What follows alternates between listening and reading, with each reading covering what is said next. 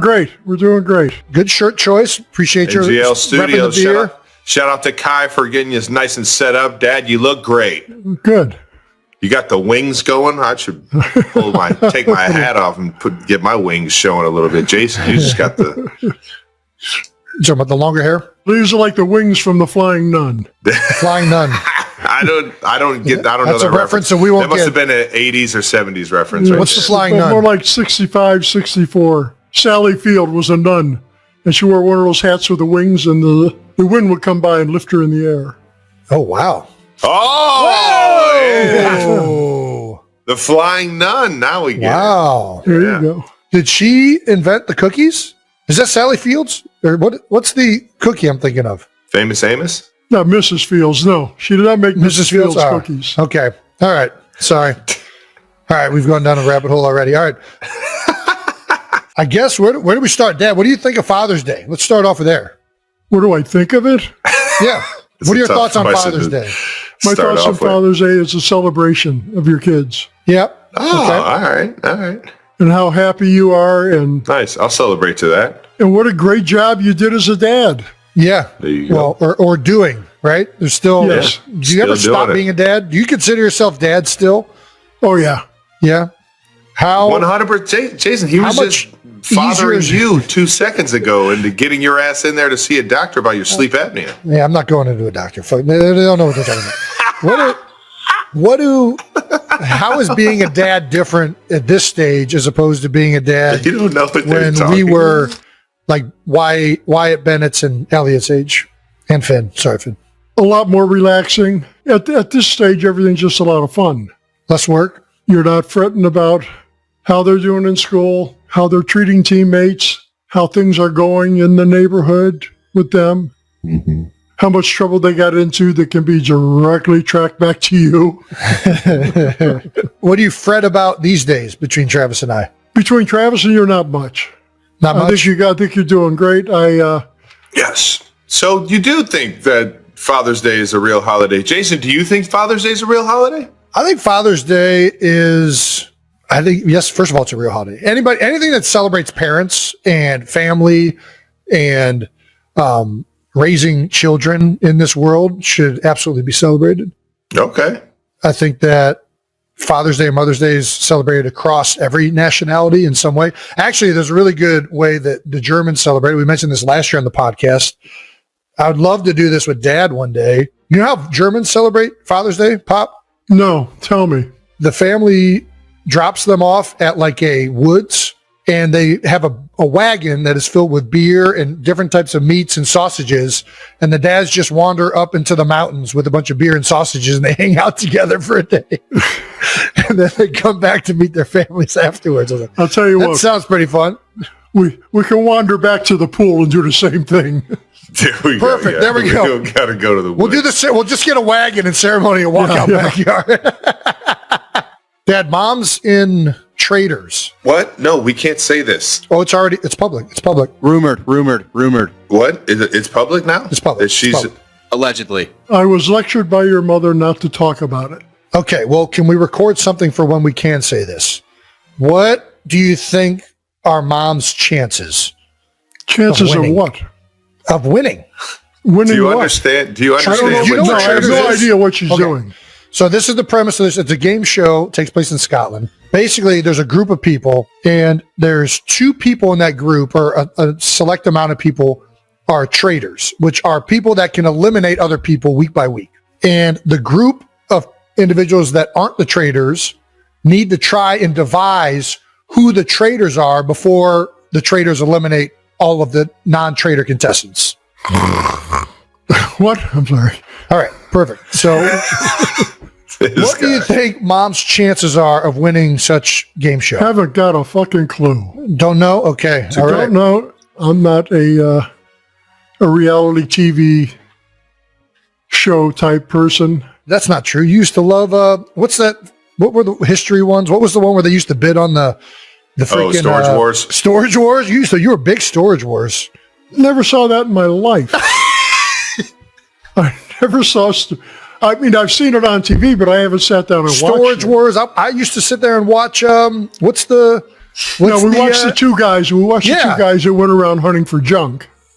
Yep, the American Pickers. There you go. Then you used to watch the Vegas one with the Chumley. What's the? The Vegas. Yeah. So don't give me this. Don't give me this. You're not a reality TV guy. Pawn Stars. Don't act like you're above reality TV. You used to sit down and watch Jackass with us. What? As I recall, I was pretty much adamantly opposed to Jackass. Yeah, no, I think that's accurate. I'm pretty sure. Oh man, but you were missing out. Yeah. Oh yeah. Your loss. I want to get Ed Kelce's reaction to this photo. All right, let's Brandon, you know exactly what photo I'm talking about. I have no idea what photo, so you're going to get my reaction too.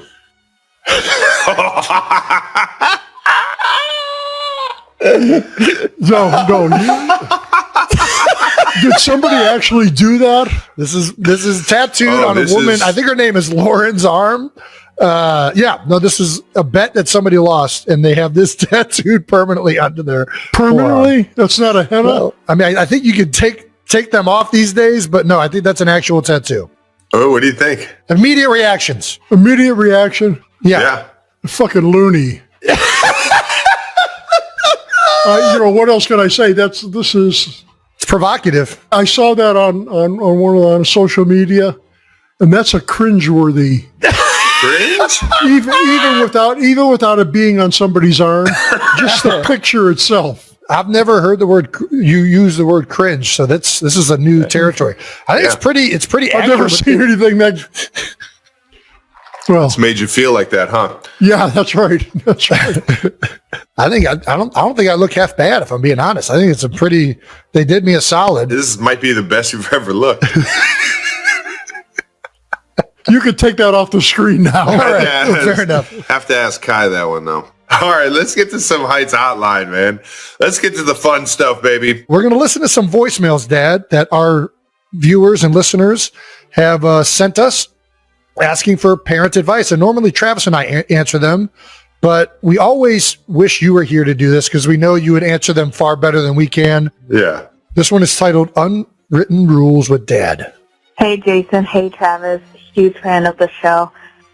My no dumb question is, what was like an unwritten rule you had with your dad growing up?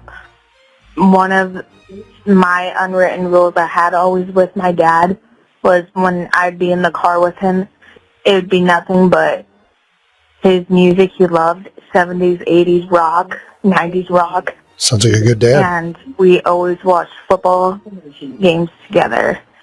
And that was like our two big unwritten rules was that.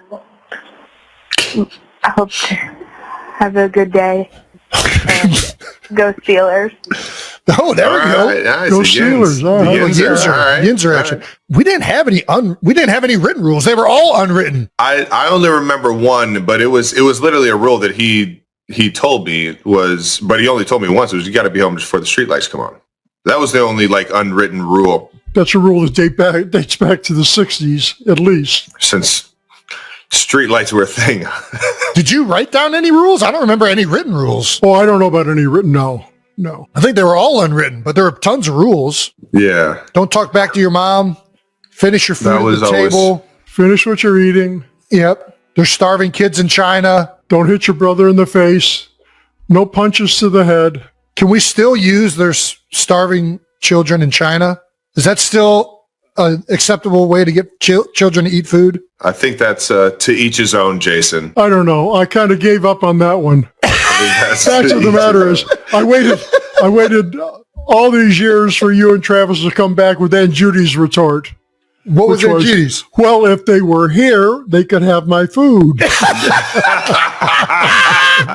That's not listening. Leave it to Aunt Judy. Yeah. All right. What were some other Ed Kelce rules? If you run, it's only going to be worse. I remember that one. Yeah. Come here. If you run, it's only going to be worse. I don't know. I'm drawing a blank here. Yeah, that's pretty good. I think it was more situational. The rules came up where there was a situation that demanded it. There was the golden rule, which kind of everything else fit within the golden rule.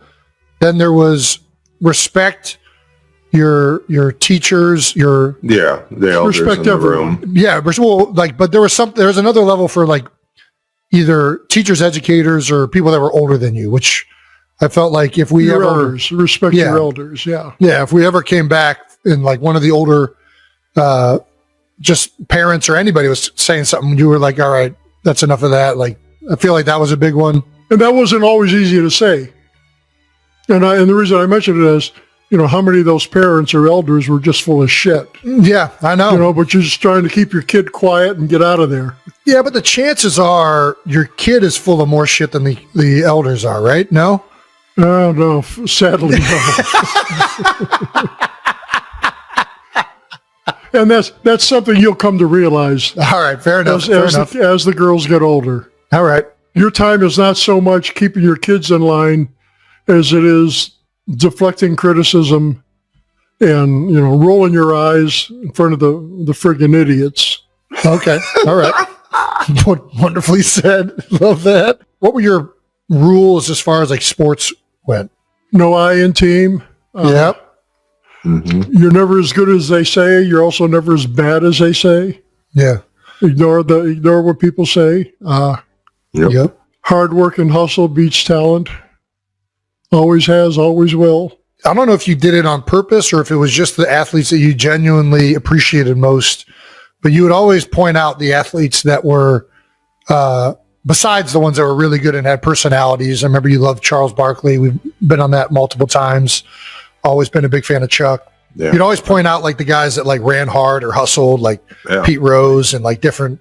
Sure. Whenever we were watching games, it was like, it was always like athletes that like either were intense or gave above and beyond like effort. I remember that was Certainly one thing that you defied always, the odds. And never stop tracking that ball. Things like that. Sure. I think we can hit the next one. Irrational Mad Dad Moment is this title. Hey guys, this is Zach. I wanted to talk to you about Father's Day and it coming up soon. And it made me think of times that my dad got irrationally mad at us.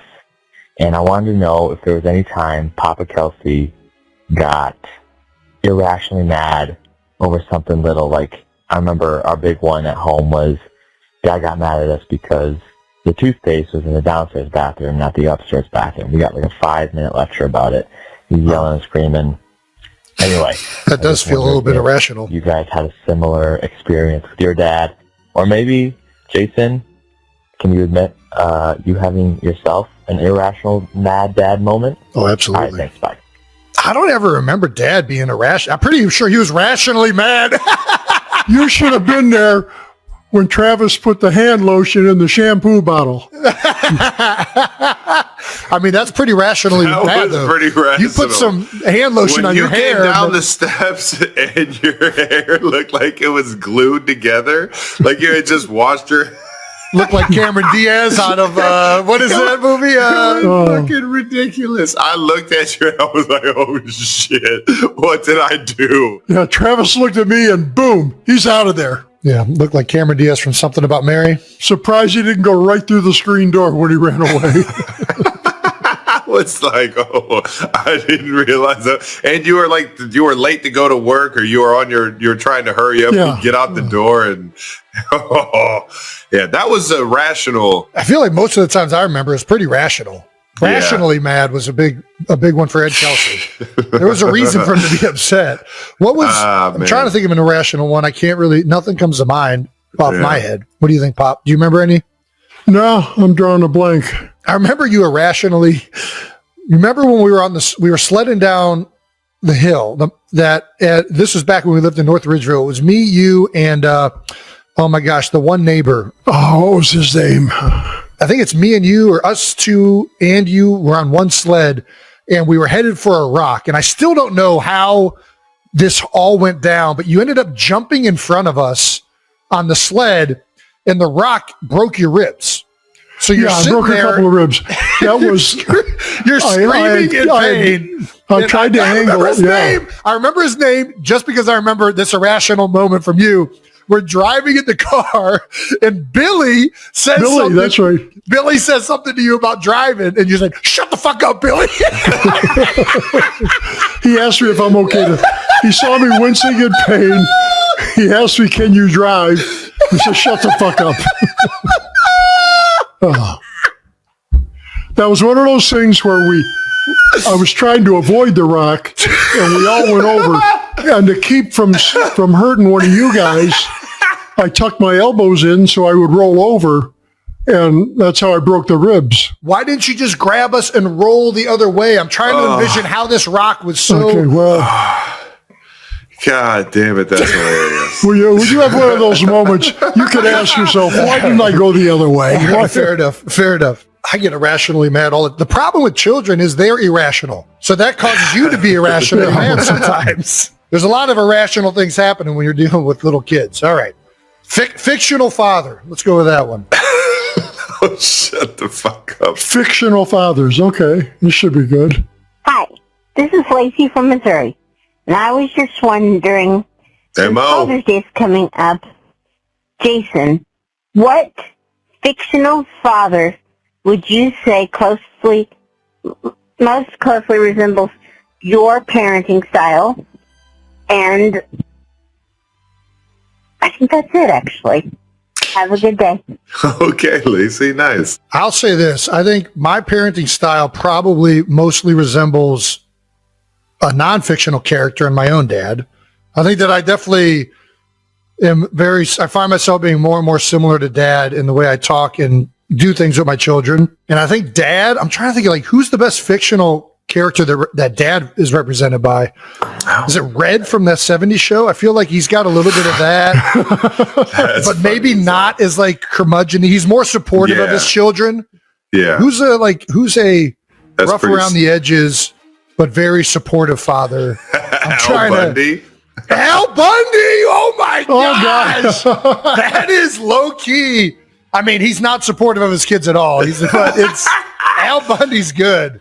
He's got you got to go with a hodgepodge. It's got the sense of humor of Al Bundy combined with the fatherly nurturing of a Huxtable. What's Bill Cosby? We can't mention Bill Cosby, unfortunately, but the character was phenomenal on the show. Mr. Huxtable. Yeah. So I think that's pretty good. I would say it's kind of like that.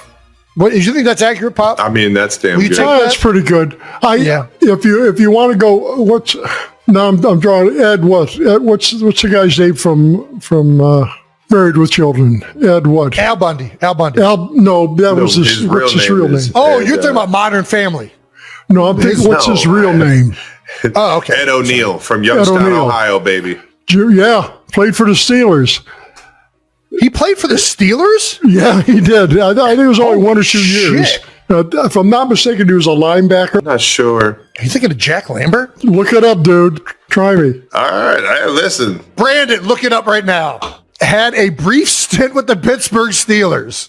Holy shit. Well done, Dad. Ed O'Neill, baby. And he's from Youngstown? 4 touchdowns, 1 game. He's from Not Youngstown? one season. No, that was Al Bundy's big game. Yeah. Polk High. But he did a movie where he went to his girlfriend's house to get her kid who had been disappointed by his real father. Yes.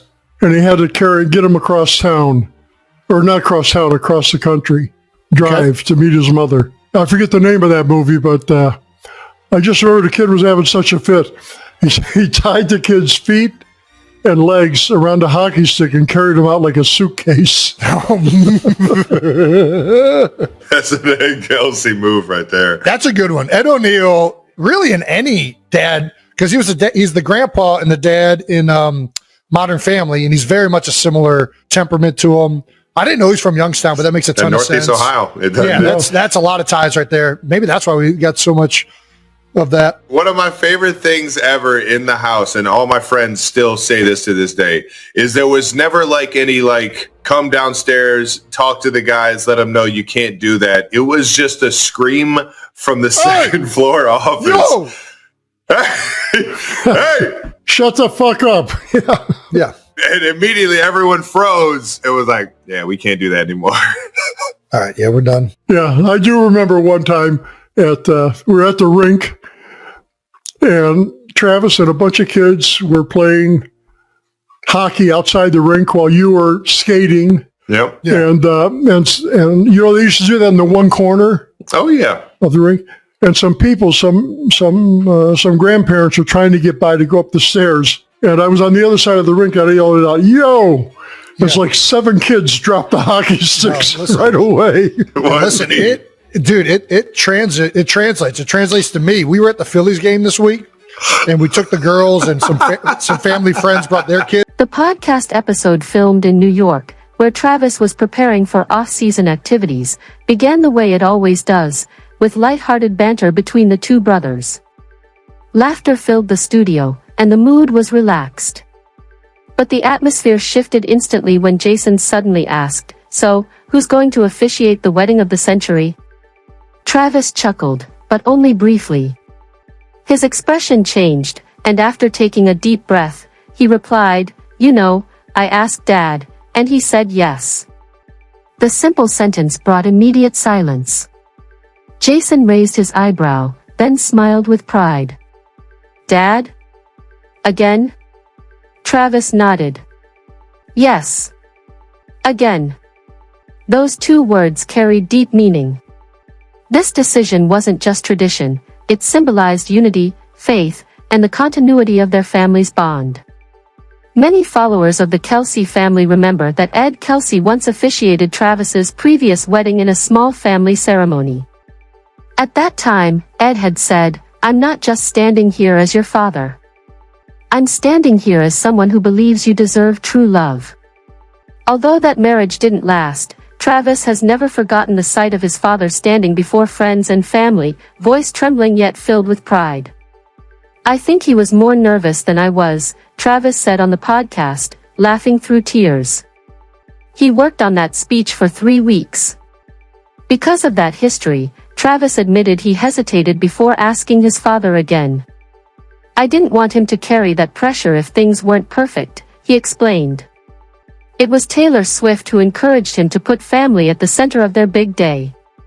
She told him that if family matters most, then family should be part of the heart of the ceremony.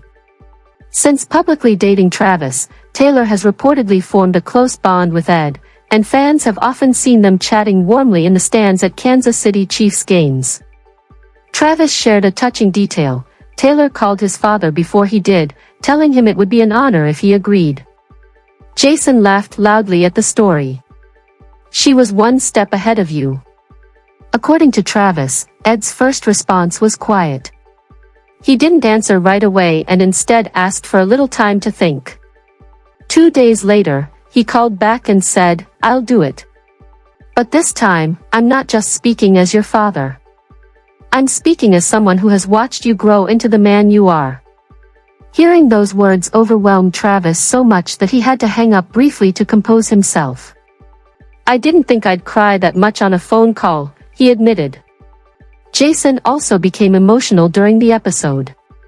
"Our family has always put love first," he said. "And if anyone understands your journey best, it's Dad." He reminded listeners that their father had never missed an important game, quietly supporting both sons throughout their NFL careers. The silent nod the brothers exchanged across the microphones became one of the most shared moments online after the episode aired.